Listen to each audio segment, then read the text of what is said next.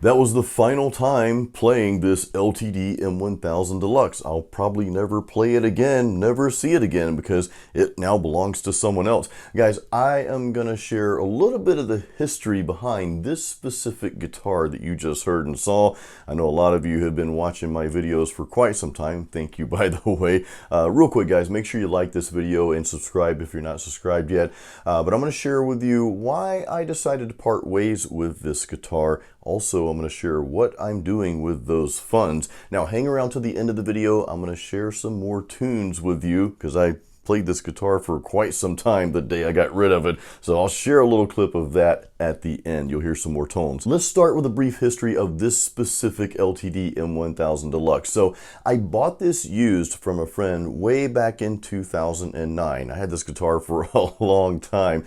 At that time, my wife and I, we had just moved into our apartment together back then, and I only had my Ibanez, which you guys see this Ibanez here in countless videos, especially a lot lately, so I'll talk about that in a second here. But I only had that guitar, but I wasn't happy with it. You know, it just wasn't resonating with me. Now, this might explain why. So back in those days, I was playing through mainly plugins, and plugins were, well, they weren't anything like they are today. Again, this is back in 2009, okay? I was playing mainly through Amplitude, I believe, maybe a couple more. And of course, this guy, Lipo, I probably pronounced that wrong. He had these free amp sims, Legion and the LE, I think 456, something like that. You guys, I know a lot of you guys remember those. And it was great for what it was, but for some reason, when I played my Ibanez through those, it just wasn't sounding, it wasn't giving me what I wanted. Of course, I ended up buying the Pod XT Live. Soon after that, I moved to the Pod HD 500, and that became my primary source for tones. Still just was not getting what I wanted from that Ibanez. I just wasn't happy with it. So that's why I sought out to buy a different guitar, and I wanted something that just screamed metal. So this guy at the church that I was going to at the time, he's like, man, I've got this LTD M1000 Deluxe. I didn't know anything about that guitar at that time, but I saw it, it looked cool, and I'm like, okay, this thing has to sound metal. I did try it out. I think it was through the XT Live that I had at the time. It sounded amazing, so I'm like, yeah, dude, I want this guitar. He gave me a really fair price for it. So that's kind of the beginning of me having the LTD M1000 Deluxe, and I played that as my primary guitar probably for eight or more years after that. And again, I'll tell you what my primary one has been lately, which most of you guys already know. I really wanted to do something serious with my music, and that started out as writing for my very first album. I had already decided this would be an instrumental metal album, so in 2013, fast forward a few years, I released my very first album called Apocalyptic Dreams. Many of you have listened to that album, you still do, you've supported it, I appreciate it. I am probably, I know this is not what most musicians say. Most musicians are like, well, I like my latest album the best. To be honest, guys, I've got 4 albums out there. I am probably more proud of Apocalyptic Dreams than anything else that I've released. Now, I am working on something new, and I hope to be more proud of that when it comes out. I'm pretty sure I will, but Apocalyptic Dreams, it just holds a special place in my heart. It's my first album, just kind of throwing myself out there, you know, and this guitar, it did an amazing job. Well, of course I had to play it, but it did everything I wanted it to do for this album. Go back just a little to about 2010, that's when I started this YouTube channel here.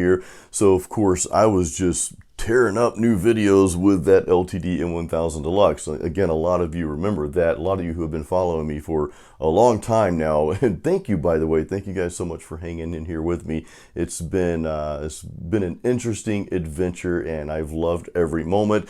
And of course, I am never going away unless I croak. Let's hope that doesn't happen anytime soon, right? Now, I've recorded some other projects with the LTD. I think it was Heavy Metal Workout 2, Part 2, which was another instrumental album. I used the LTD for that. I also believe I used it for my Christmas single that I did a long time ago. I think that's 2017. It's called Christmas Presents. Many of you have heard that as well. And I've played live with it several times. I've used it for some other projects and so forth. And of course, again, countless YouTube videos. So why did I part ways with my LTD? You're probably thinking, Jason, dude, I mean, you recorded your very first album with that guitar. Like, does it not have any sentimental value? I mean, what's going on?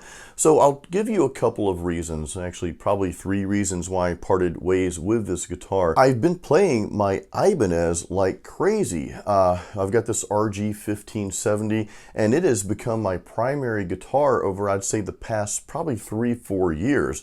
It was almost like this weird transition just kind of happened, and I believe it happened when I got my EVH amp. I plugged the Ibanez into that and it was like, whoa.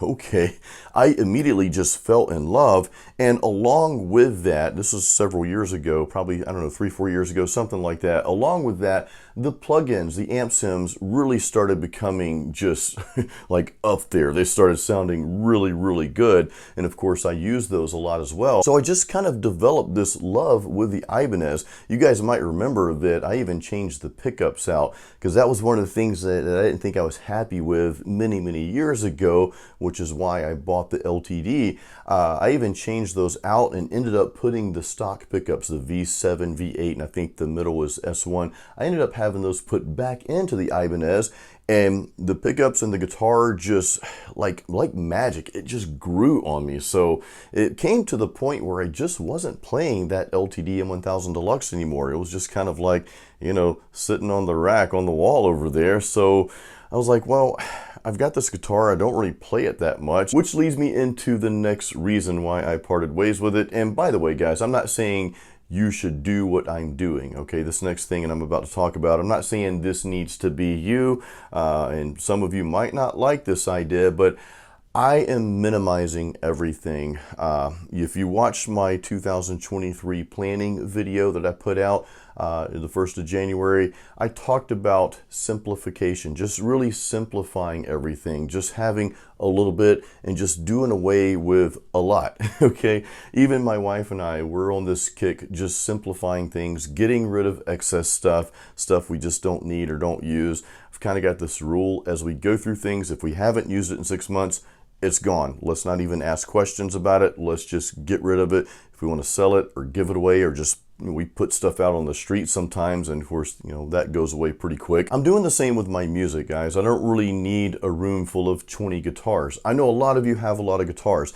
Again, I'm not saying anything bad about that. If that's what you want to do, I think you should do that. Some of you collect guitars, and you might collect vintage amps and whatever you collect. I'm not saying anything negative about that, guys. You know, we all go through different phases in our life. For me, right now, less is more. Having a lot of stuff, it kind of just weighs heavy on me, and I don't think that I can move forward as clearly, if that makes sense. And it might not make any sense to you, and guys, again, that is okay. Like my 5th grade teacher said, Jason, different strokes for different folks. That has stuck with me over the years, and I'll elaborate a bit more. Like I said earlier, you go through different seasons in your life. You may be in a season right now where you're piling up on music gear. Maybe you've got the extra funds and you just love gear and you love the different things that you can do with them. Maybe you've got like 15 amps and 30 guitars. I don't know.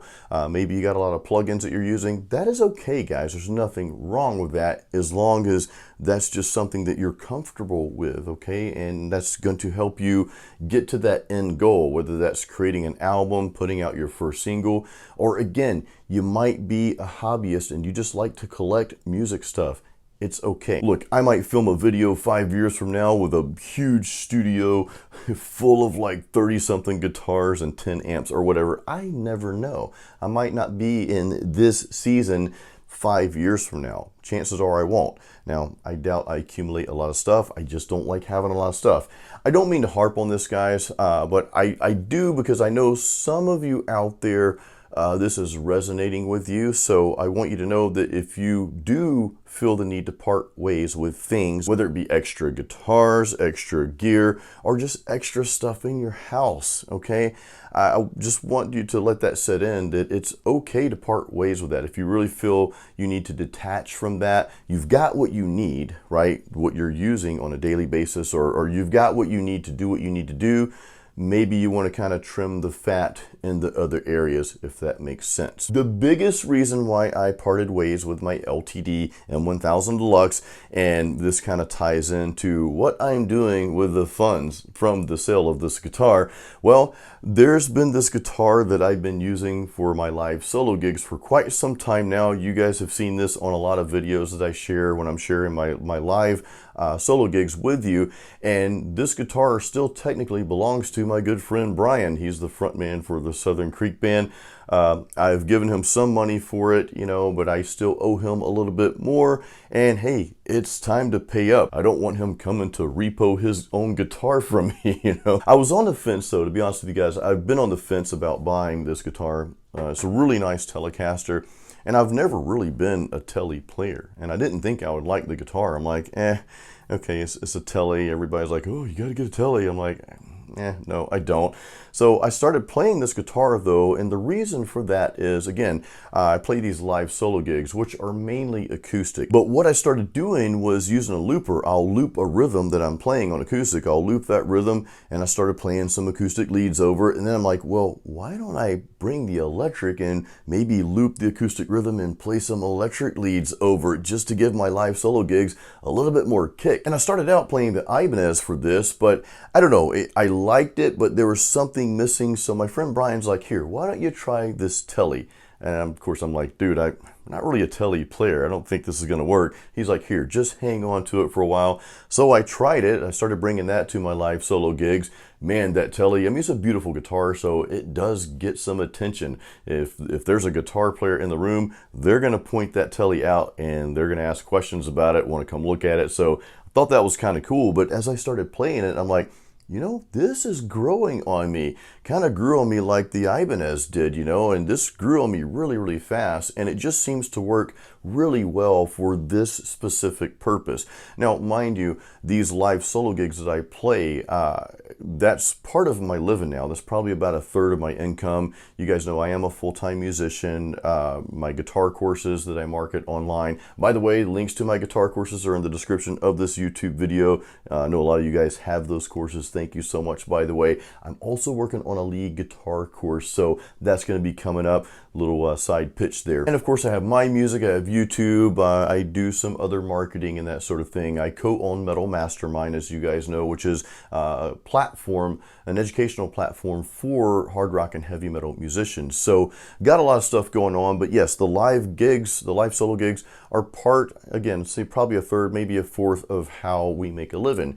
I say we because my wife, she's with me at almost every gig. She sings some songs with me up there too. I made her start singing with me. I was like, hey babe, you can carry a tune. Why don't you get up there and just, you know, do it. So she has a really good time doing that, and it's just something cool. Anyway, getting off track. So the Tele just fits perfectly in there. Now you guys might ask, well Jason, why didn't you just buy the Tele and keep the LTD? Well, let's circle back around to what I briefly talked about earlier. And this is something, guys, that I covered more in depth in my 2023 planning video, which I will have a link to that video. I'll put it up here as well, but I have a link to that video in the description. Here's the thing.